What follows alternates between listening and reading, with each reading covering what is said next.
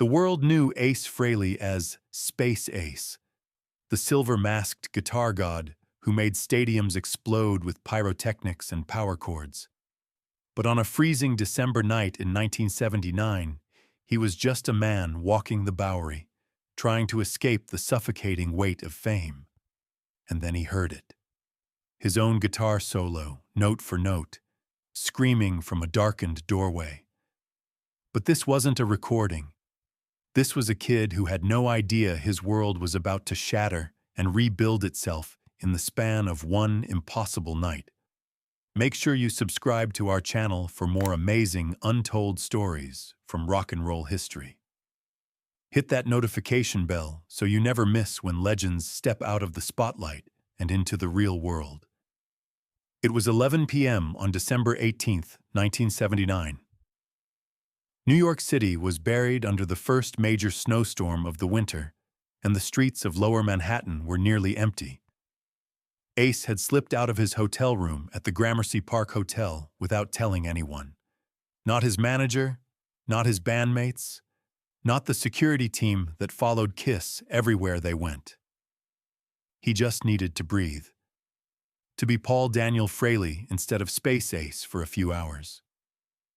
The Dynasty album had just gone platinum.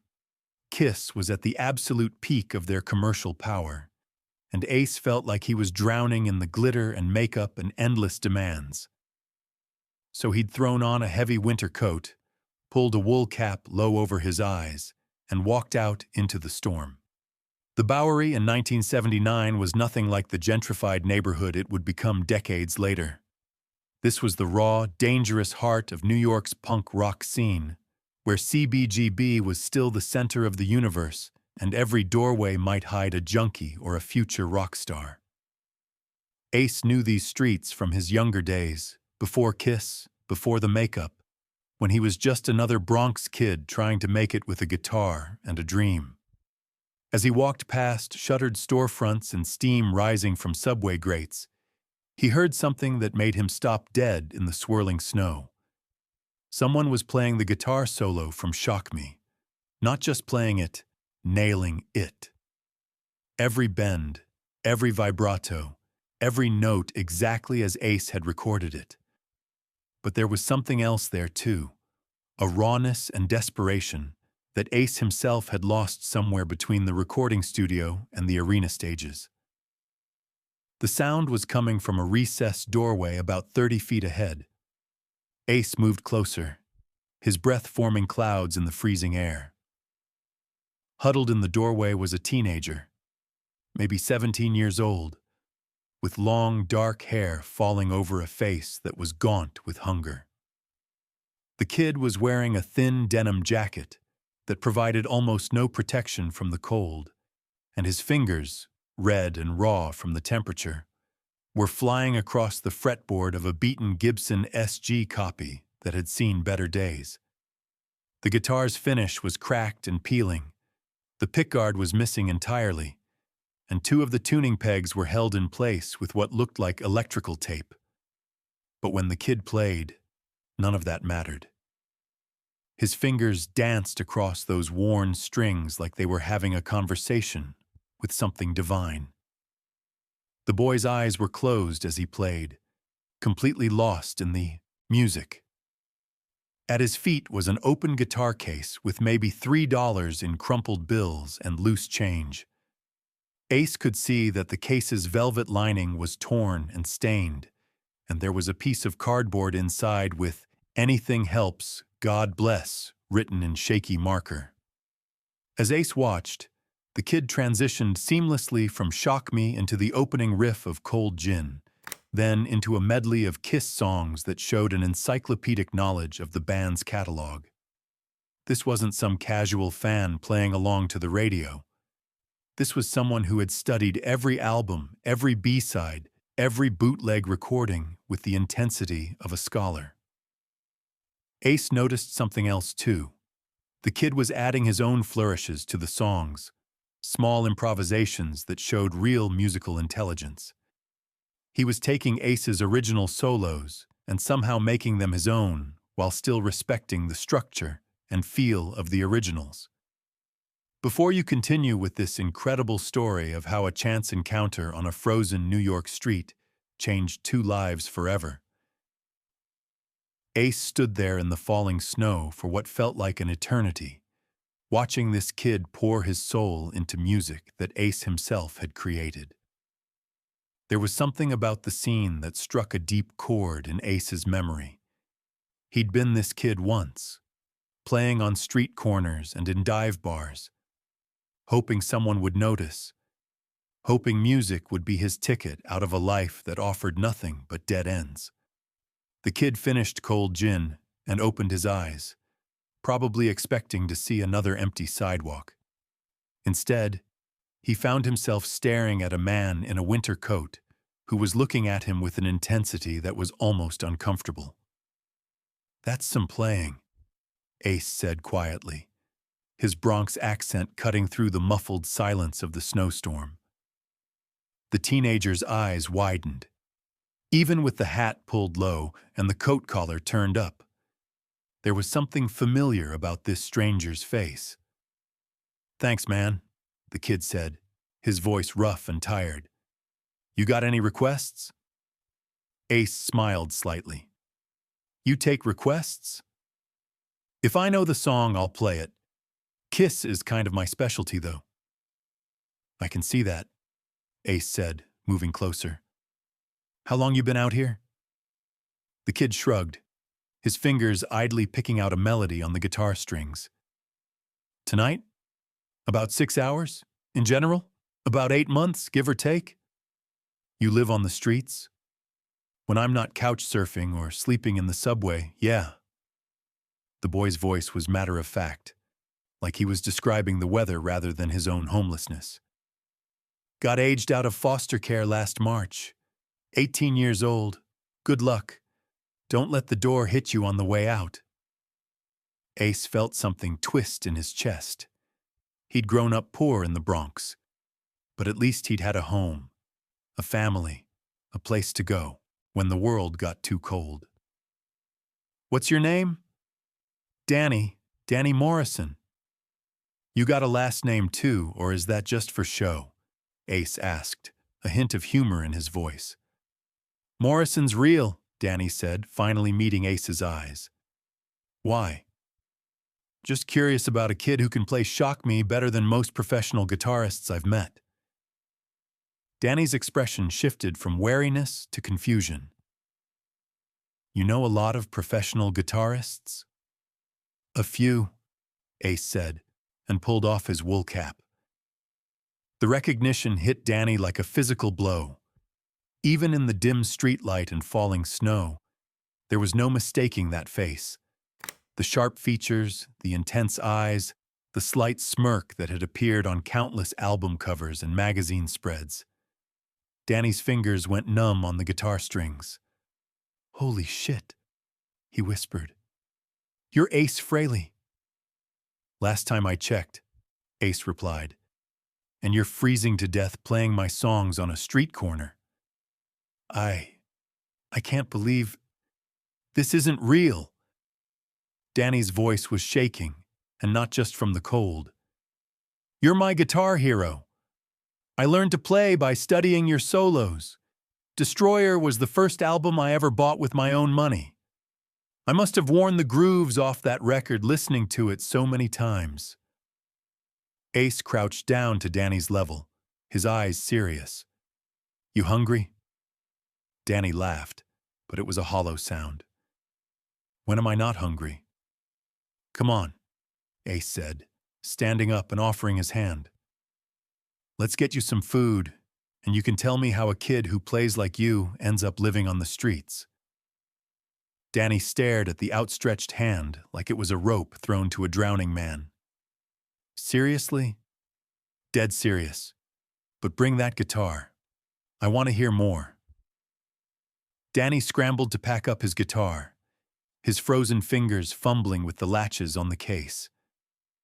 The $3 and change went into his pocket. That was probably the difference between eating tomorrow or not.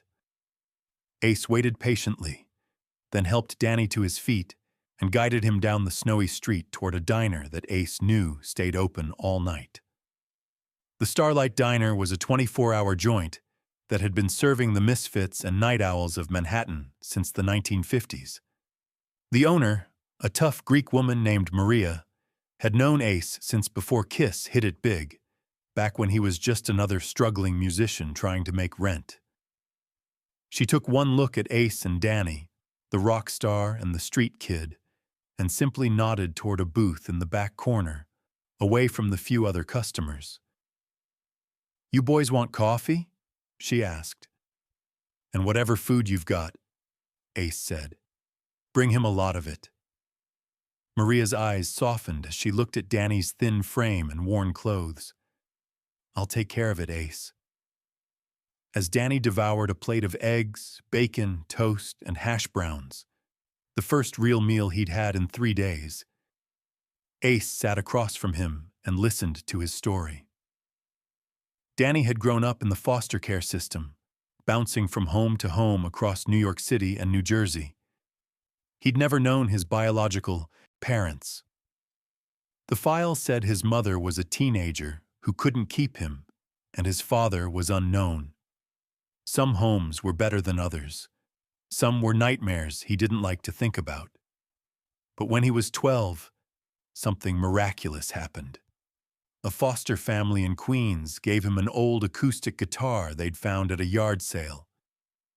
"I don't know why," Danny said between bites of food, "but the minute I picked up that guitar, something clicked. It was like I'd found the missing piece of myself." He taught himself to play, spending hours in his room working through chord progressions and trying to figure out songs from the radio. When he was 14, he heard Kiss for the first time. A kid at school had a cassette of Alive 2 and played it during lunch break. "That opening of Detroit Rock City hit me like a freight train," Danny said, his eyes distant with the memory. "And then when Shock Me came on, when I heard your guitar solo, man, I knew what I wanted to do with my life." But the system had other plans. His foster family moved to California when he was 16, and Danny got shuffled to another home. This one was bad, really bad. He didn't want to go into details, and Ace didn't push.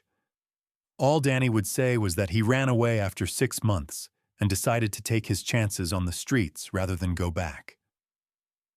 "I turned 18 in March," Danny continued. "Legally, I was an adult. Foster care was done with me.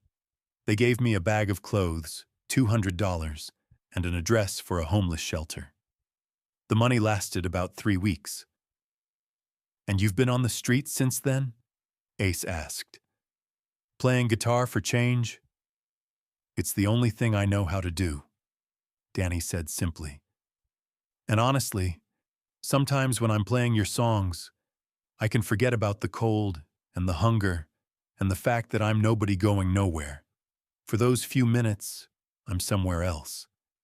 I'm playing Madison Square Garden. I'm making music that matters." Ace was quiet for a long moment, watching this kid who reminded him so much of himself at that age. Hungry, desperate, but absolutely convinced that music was the answer to everything. "You ever write your own songs?" Ace asked. Danny looked embarrassed. "Yeah, but they're probably not very good." "Let me be the judge of that." After Danny finished eating, they went back outside into the storm. The snow was falling heavier now, and the streets were completely deserted. Danny pulled out his guitar and played a song he'd written called "Boulevard of Broken Dreams." It was rough, the lyrics needed work, and the structure was a bit uncertain. But underneath all that, Ace heard something real. A raw, honest voice talking about loneliness and survival and finding beauty in a world that seemed determined to crush you. When Danny finished, Ace made a decision that surprised him even as he heard the words coming out of his mouth. "I'm going into the studio day after tomorrow. We're working on some tracks for the next album. How Would you like to come with me? Danny's face went white. What? I want to hear what you sound like with real equipment and professional musicians backing you up. See what happens when you're not fighting frostbite to keep your fingers working. Mr. Frehley, just Ace. And before you say yes, I've got a condition. Danny's expression shifted to wariness. In his experience, there was always a catch. What kind of condition? You've got to get off the streets. I know a place you can stay. Good people who'll give you a bed and 3 meals while we figure out what you can really do with that guitar. And you've got to promise me you'll actually show up at the studio and not disappear because you got scared. Danny's eyes were shining with tears he was trying desperately not to shed. Why would you do this for me? You don't even know me. Ace thought about all the times someone could have helped him and didn't. All the times he'd felt invisible, like his music didn't matter. Like he was just another nobody with a dream that would never come true. He thought about how Kiss had been built on the idea that anyone could be a hero if they just had the right platform, the right moment, the right chance. Because I heard something in your playing tonight, Ace said. Something that reminded me why I fell in love with music in the first place. Before the makeup and the stadiums and all the bullshit that comes with fame. You play with your whole soul, Danny. That's rare. That's worth protecting. 2 days later, Danny found himself standing in Electric Lady Studios in Greenwich Village, holding a 1959 Gibson Les Paul Standard that probably cost more than every place he'd ever lived combined. He was clean, wearing clothes that fit, and terrified that he was going to wake up and discover this was all a dream. The session musicians, guys who'd played with everyone from Jimi Hendrix to the Rolling Stones, looked skeptical when this street kid walked in with Ace Frehley.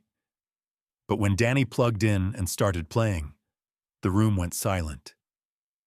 His technique, which had been impressive on that beaten SG copy in a Bowery doorway, was absolutely devastating on professional equipment. He had the raw power of early rock and roll combined with the technical precision of the new wave of guitar heroes emerging in the late 70s. But more than that, he had soul. That indefinable quality that separates musicians who play notes from musicians who tell stories. Ace stood in the control room, watching through the studio glass as Danny worked through a blues progression with the rhythm section. The producer, a legendary engineer named Eddie Kramer, who'd worked with Led Zeppelin and Jimi Hendrix, leaned over to Ace with a stunned expression. "Where the hell did you find this kid?" "Playing on a street corner in a snowstorm," Ace said. "Best $3 I ever spent listening to a street performance." During a break in the session, Danny played Ace one of his original compositions, a song called Neon Nights that he'd written about watching the city lights from under the Manhattan Bridge, wondering if he'd ever be anything more than a shadow in the urban landscape.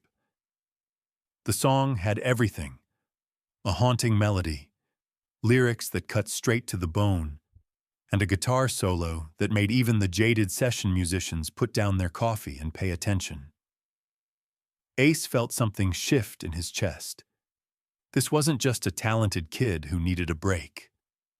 This was an artist, someone with a genuine voice who deserved to be heard. "Danny," Ace said slowly, "that's not just good. That's a hit." What happened next surprised everyone in the studio. Ace suggested they record Neon Nights as a duet, with both of them sharing guitar duties and Ace providing backing vocals to Danny's lead. The result was something neither of them could have created alone. Ace's polished professionalism and Danny's raw emotion combining to create something that felt both classic and completely new. When they finished the take and played it back, there was a long moment of silence in the control room. Eddie Kramer broke it first. "That's going on the album," he said flatly. "I don't care what else gets cut. That track goes on the album." Ace looked at Danny, who was sitting on a stool in the corner, still not quite believing any of this was real. "How would you feel about me helping you get a record deal?" Danny stared at Ace like he'd just spoken in a foreign language. "A record deal? Me?" "Not as my protege or some novelty act," Ace clarified. "As Danny Morrison, artist. Your own songs, your own style, your own career. I'll help open doors, make introductions, but the music has to be yours." "Why?" Danny asked, his voice barely above a whisper. "Why are you doing all this?" Ace was quiet for a long moment, remembering cold nights in the Bronx when he wasn't sure if music was going to save him or drive him crazy. Remembering every time someone could have helped him and didn't. Remembering the moment when someone finally did give him a chance, and how that single moment changed his entire life. "Because somebody did it for me once," Ace said finally. "A guy named Gene Simmons answered an ad I put in Rolling Stone. Could have ignored it. Could have thought I was just another guitar player in a city full of guitar players. But he gave me a shot. And that shot became Kiss. And because when I heard you playing in that doorway, I didn't just hear my songs. I heard why I wrote those songs in the first place. You reminded me what it's all about." The story of Ace Frehley discovering Danny Morrison spread through the music industry like wildfire. Neon Nights became a surprise hit when it was released as a single, reaching number 15 on the Billboard Hot 100. But more importantly, it sparked something in the music world, a renewed interest in street musicians and undiscovered talent playing on corners and in subway stations across America.